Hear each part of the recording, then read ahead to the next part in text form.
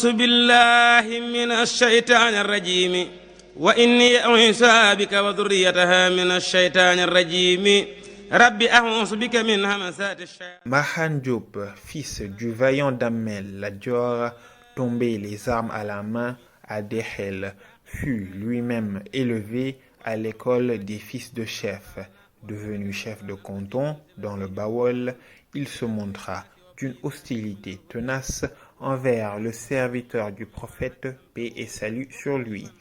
Malgré le caractère pacifique reconnu de Cheikh Ahmadou Bamba, Mahan Diop s'acharna à envoyer des lettres au gouverneur de Saint-Louis, dans lesquelles il accusait injustement le cheikh de détenir une importante quantité d'armes à Darumanan, sous prétexte qu'il préparait une guerre sainte contre les colons. Pourtant, une vérification sur les lieux fut effectuée à la demande du bourg Sine Kumba Nofène, qui détourna sans équivoque la fausseté flagrante de ces accusations. Mais cela ne suffit pas à dissiper les soupçons nourris par l'administration coloniale, influencée par la parole d'un ceddo non musulman, farouchement opposé à l'essor du mouridisme.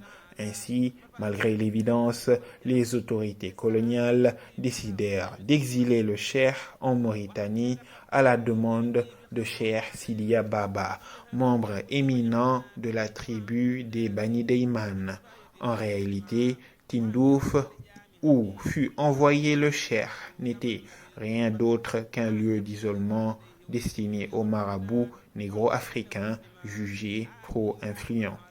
Un moyen d'affaiblir leur impact en les plaçant sous l'influence des Waladeyman, réputés pour leur savoir ésotérique raffiné. Mais ce plan échoua, car même dans l'isolement, le rayonnement spirituel du cheikh attirait des foules toujours plus nombreuses, venues de partout pour le rejoindre, défiant les distances et les épreuves. Pire encore, pour ses détracteurs, Cheikh Sidiya Baba, impressionné par l'humilité, la sagesse et la profondeur spirituelle du Cheikhul Khadim, lui témoigna une admiration profonde, allant jusqu'à lui dédier de nombreux poèmes élogieux au point de paraître lui-même un disciple du Cheikh. Ainsi, après 5 années passées en Mauritanie, Cheikh Ahmadou Bamba retourna au Sénégal en mai 1907, entouré d'un prestige encore plus éclatant, consacré par l'admiration de ses pairs et la fidélité de ses disciples. والسلام على سيدنا ومولانا محمد الأمين وعلى آله وصحبه ومن تبعهم بإحسان إلى يوم دين رب العالمين.